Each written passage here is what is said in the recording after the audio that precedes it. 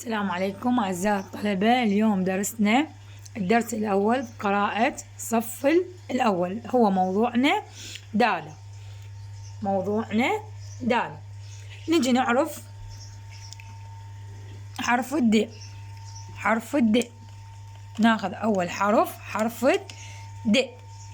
حرف الأول حرف الد. هسه نعرف شلون نكتب حرف الد على الخط. نجي خط مائل، هاي المرحلة الأولى. المرحلة الثانية نمشي وين؟ على الخط. صار عندنا حرف د. نعيد كتابته، خط مائل، نوقف على خط الدفتر. المرحلة الثانية نمشي على خط الدفتر. حرفنا حرف د.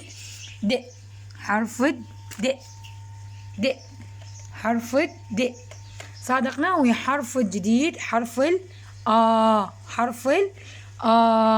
حرفنا الجديد حرف هسه نجي نعرف شلون نكتب حرف طبعا حرفنا حرف صار عندنا حرفين حرف الد. حرفنا الثاني حرف صادقناهن ذن حرفين د صادقناهن، وصار عندنا مقطع. صار عندنا شنو؟ مقطع. شو اسمه هذا المقطع؟ مقطع دا. صار عندنا مقطع د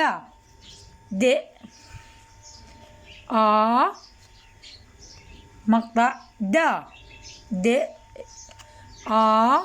مقطع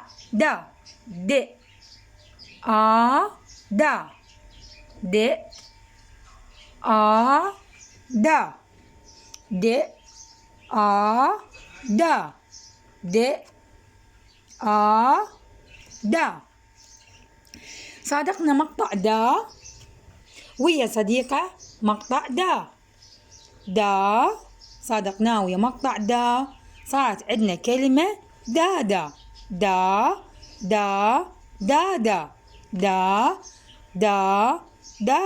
شنو معنى دادا؟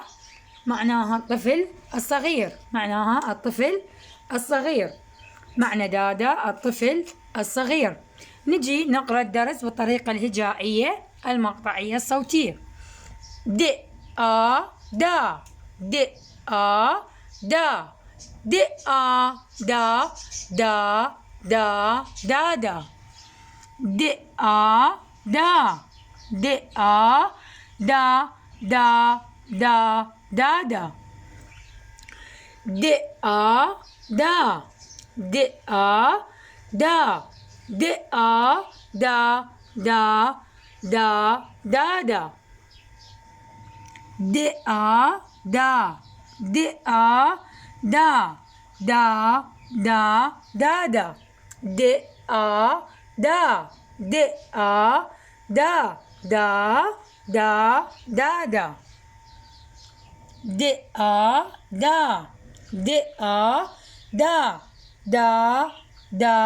دادا.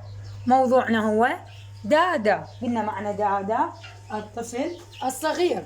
هسه نقرأ الدرس بالكتاب.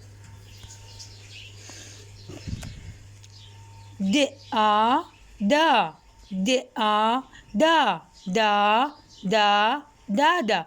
نلاحظ كلمة دادا متكونة من مقطعين. منين متكونة كلمة دادا؟ من مقطعين. دادا.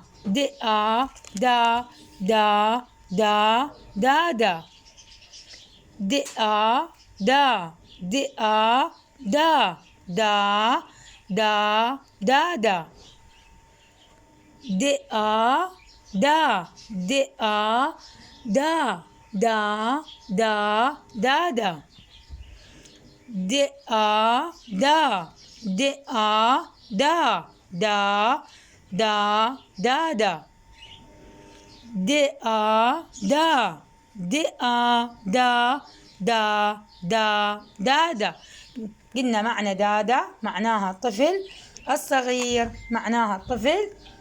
الصغير.